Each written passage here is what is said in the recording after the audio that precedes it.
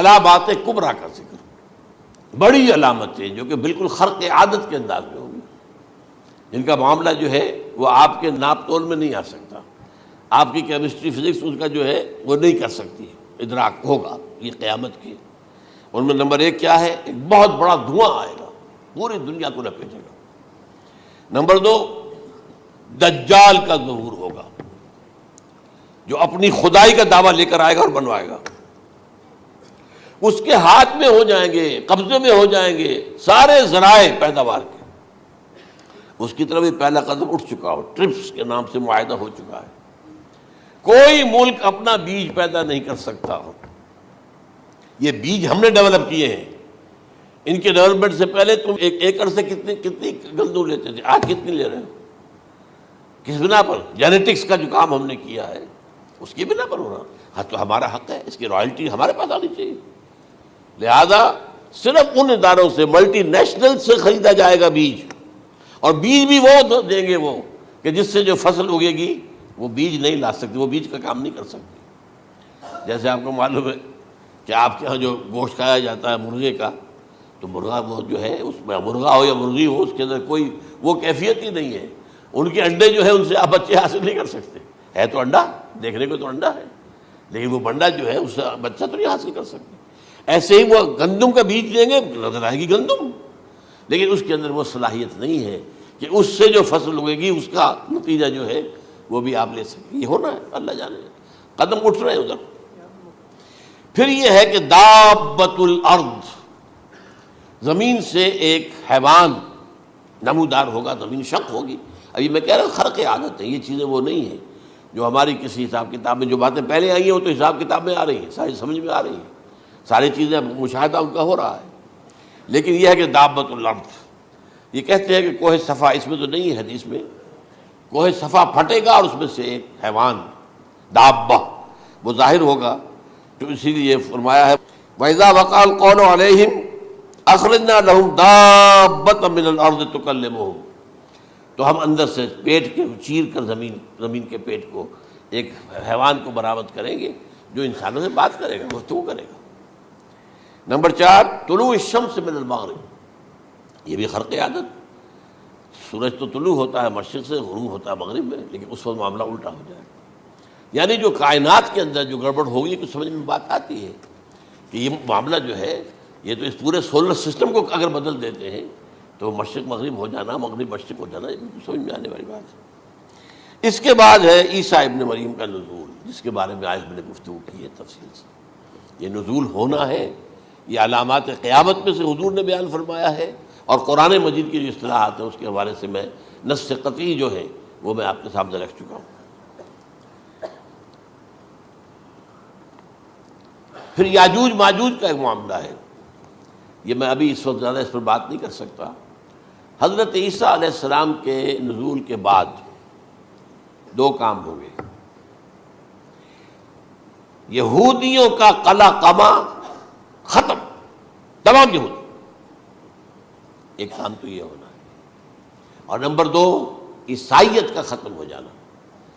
عیسائیت کی نفی کر دیں گے، بھائی تم مجھے خدا کا بیٹا بنائے بیٹھے ہو، میں تم خدا کا بیٹا نہیں ہوں، میں تو اس کا بندہ ہوں، رسول ہوں، میں نے تم سے کب کہا تھا کہ مجھے خدا کا بیٹا بناؤ۔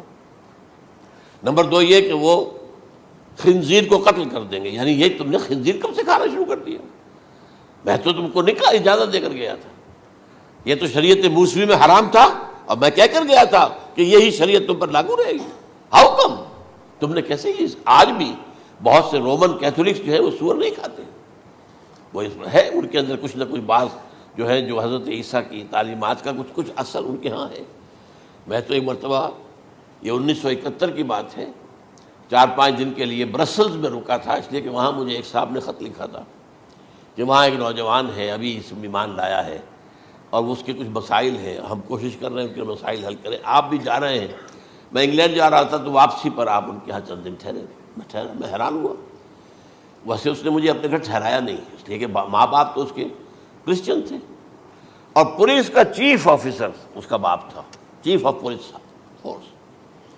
اس نے مجھ سے ایک دن کھانے پہ بلایا، میں ہوٹل میں ٹھہرایا مجھے، اس نے کہا آپ اطمینان سے یہاں کھانا کھائیں، اس گھر میں نہ آج تک کوئی شراب کی بوند آئی ہے اور نہ ہی کوئی بوٹی آئی ہے سور کی. Roman Catholics. اب اکلوتا بیٹا تھا یہ عبدالعزیز نے بعد میں نام رکھا. وان کینٹر اس کا نام تھا جو کہ اوریجنل تھا. پھر اس نے نام رکھا عبدالعزیز وان کینٹر. پرانا نام بھی بحال رکھا.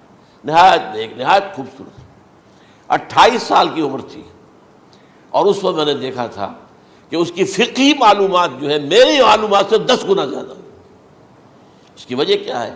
وہ گیا تھا موراکو میں ایز اے ٹیچر ملازمت کرنے، پیسہ کمانے. وہاں وہ مسلمانوں سے اس کا ہوا ربط ضبط ہوا، اسلام کی تعلیمات سامنے آئی، اسلام لے آیا. اب اکلوتا بیٹا ہے اور ماں باپ جو ہے کرسچن کیتھولکس. جب وہاں سے واپس آیا تو پھر کہتے ہیں کہ ہمارے درمیان ایک معاہدہ ہے، وی آر لیونگ ٹوگیدر، لیکن یہ معاہدہ ہے ہم مذہب پہ بات نہیں کریں گے، بس باقی جو بھی ہے وہ ساتھ رہ رہے ہیں. لیکن میں حیران ہوا، مجھے معلوم نہیں تھا. اچھا اس کے بعد اس نے جب اسلام کا فیصلہ کیا تو اس کے سامنے سوال آیا کون سی فقہ اختیار کروں. تو اس نے بڑی جو ہے تھورو اسٹڈی کی ہے تمام فقہوں کی، کمپیریٹو اسٹڈی. ان کو کرنے کے بعد پھر فائنل فیصلہ اس کا یہ تھا کہ حنبلی فقہ میں اختیار کروں. چاروں فقہوں میں سب سے لیٹسٹ حنبلی ہے، یعنی حنفی نمبر 1، پھر مالکی نمبر 2، پھر اس کے بعد شافعی نمبر 3، پھر یہ امام احمد ابن حنبل ہے. اور امام احمد ابن حنبل کے زمانے تک احادیث بہت بڑے پیمانے پر جمع ہو چکی تھی، جبکہ ابھی حضرت امام ابو حنیفہ کے زمانے میں کوئی اتنا زیادہ جو ہے حدیث کا بھی ذخیرہ نہیں بنا تھا.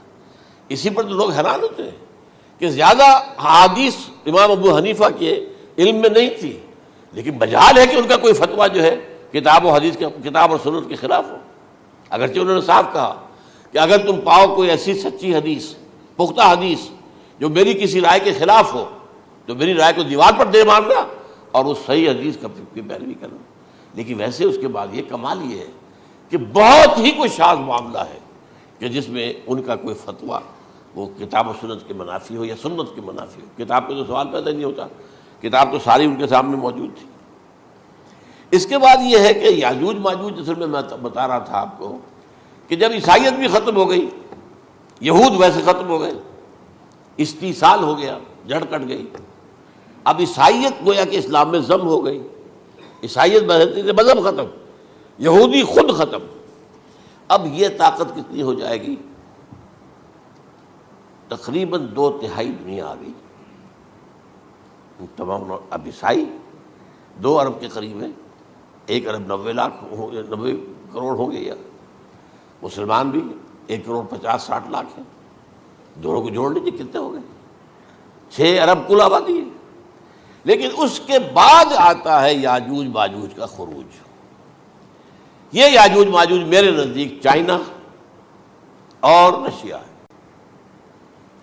ان کی مجموعی طاقت اتنی ہوگی اور یہ اس طرح آئیں گے ہر اونچائی پر سے اترتے ہوئے، پھسلتے ہوئے. جیسے 1962 میں جب وار ہوئی تھی بٹوین چائنا اینڈ انڈیا 1962 میں، تو وہ اس وقت کا نقشہ جو آج بھی اخبارات میں پڑھتا تھا تو یاد، waves after waves of Chinese soldiers were coming down the slopes of Himalayas.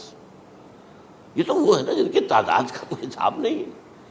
اور رشیا اور یہ مل کر جو ہے، میرا اندازہ یہ ہے کہ جب پہلے ملحمۃ العظمیٰ ہوگی وہ عیسائیوں اور مسلمانوں کے درمیان، اس وقت یہ دونوں پاورز نیوٹرل رہیں گی.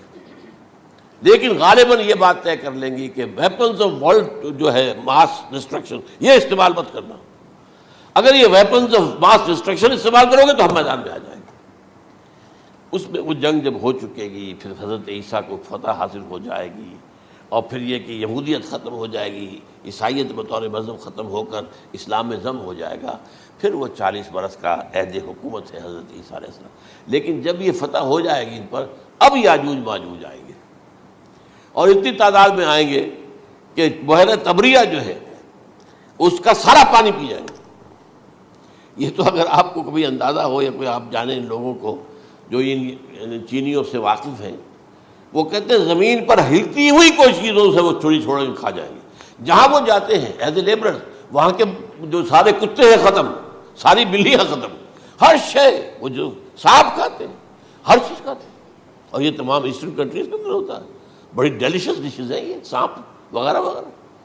اور یہ جس طرح کھا جائے، پانی پی جائے، ایک قطرہ نہیں رہے گا اس پر.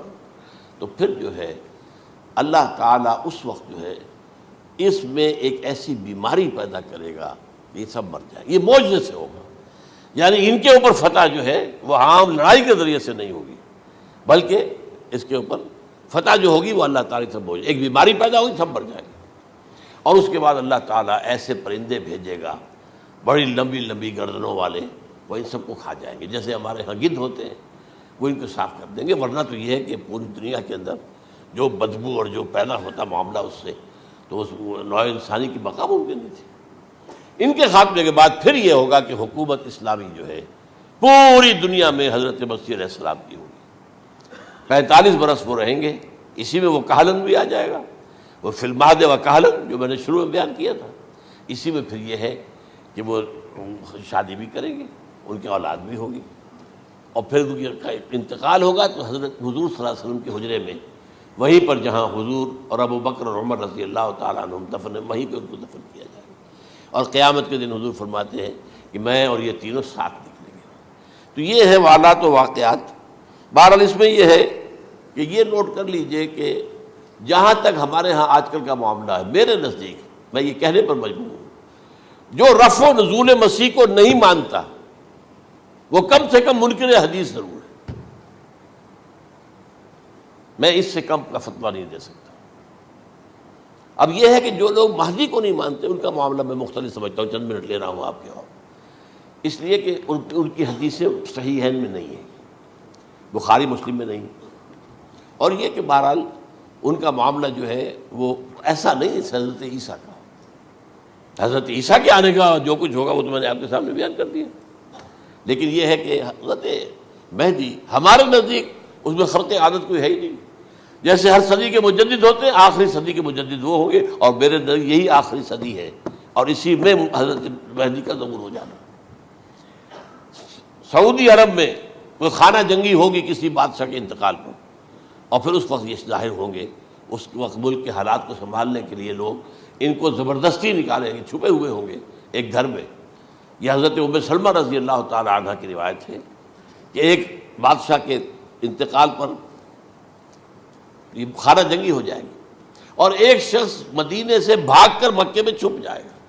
یہ تو ہے ان کے الفاظ، میں توجیہ کر رہا ہوں. یہ لوگ ان کی طرف دیکھ رہے ہوں گے کہ یہ جو وقت آیا ہے فتنے کا ہماری قوم پر، ہمارے ملک پر، تو ان کی شخصیت ایسی ہے کہ یہ بیچ میں آئیں، صلح صفائی کرائیں، اور وہ جو ہے اس ذمہ داری سے بچ کر بھاگیں گے اور جا کر مکے میں چھپ جائیں گے. پھر لوگ انہیں تلاش کر کے نکالیں گے اور زبردستی ان کے ہاتھ پر بیعت کریں گے، ورنہ وہ اتنے بڑے منصب کو. اور پھر یہ بھی ہے، ایک حدیث میں آتا ہے یصلحو فی لیلۃ واحدہ، ایک رات میں ان کی مکمل اصلاح کر دیں گے. یعنی اگر کوئی تھوڑا بہت نقص اور عیب کوئی ہوا بھی، کوئی کمی کوتاہی ہوئی بھی، تو اللہ تعالیٰ ایک رات میں اصلاح کروا دیں گے. لیکن ہمارے نزدیک اس کے اندر کوئی خرق عادت ہے ہی نہیں. البتہ جو کہتے ہیں اہل تشیع، وہ خرق عادت ہے کہ ان کے 12ویں امام جو ہے وہ بچپن ہی کے اندر اس خوف سے کہ جو بنو عباس بادشاہ ہیں وہ ان کو قتل کر دیں گے، تو وہ ایک غار میں چھپا دیے گئے. اب وہ 1200 برس سے اس غار کے اندر چھپے ہوئے، اور اس کے بعد وہ ظاہر ہوگی، وہ امام مہدی ہوں گے. اس میں خرق عادت ہے. لیکن میں یہ کہتا ہوں کہ محض خرق عادت کی بنیاد پر ہم اس کی نفی نہیں کریں گے. کیوں؟ کیا ہم یہ نہیں مانتے کہ اصحاب کہف 300 برس تک سوئے رہے؟ یہ کیا عام بات ہے؟ حضرت عزیر علیہ السلام اللہ نے انہیں موت دی، موت، اور 100 برس کے بعد زندہ کر کے اٹھا لیا. تو خرق عادت حضرت عیسیٰ کو ہم اتنا بڑا خرق عادت مانتے ہیں کہ اٹھا کر آسمان پر، تیسرے آسمان کے اوپر ہیں، موجود ہیں، اب بھی ہیں. شب معراج میں تیسرے آسمان پر حضور کی ملاقات ان سے ہوئی. تو یہ خرق عادت کی بنیاد پر نفی نہیں ہم کرتے. ہو سکتا ہے، لیکن یہ کہ اس کے لیے ہمارے پاس کوئی دلیل نہیں، کوئی احادیث نہیں، کچھ نہیں، اس لیے ہم اس کو نہیں مانتے. البتہ خود وجود جو ہے حضرت مہدی کا وہ کوئی عجیب بات نہیں ہے. وہ تو جیسے پہلے بھی آئے ہیں ہمارے مجددین، ایسے مجدد ہوں گے اور دین کو تازہ کر دیں گے. ایک صحیح اسلامی ریاست جو ہے وہ عرب میں قائم ہو جائے گی دوبارہ. حضور نے فرمایا وہ عدل اور انصاف سے عرب کو اسی طرح بھر دے گا جیسے کہ وہ اس سے پہلے ظلم اور جور اور زیادتیوں کے سے بھری ہوئی ہوگی. تو یہ کام ہوگا، یہ تو مجدد کا کام ہوتا ہی ہے اس حوالے سے. لیکن بہرحال میں نے پھر بھی کہا کہ اگر احادیث کی کمزوری کی وجہ سے کہ صحیح عین میں نہیں ہے، اگر کوئی شخص انکار کرے تو مجھے کوئی اعتراض نہیں ہے، ٹھیک ہے، لیکن جو حضرت عیسیٰ کے نفع سماوی اور حضرت عیسیٰ کے نزول کا انکار کرتا ہے وہ کم سے کم، میں انہیں اور آگے کوئی فتویٰ نہیں دیتا کہ وہ کافر ہو گئے یا یہ ہو گئے یا وہ ہو گئے، لیکن منکر حدیث کے لائن میں تو وہ لازماً کھڑے ہو گئے۔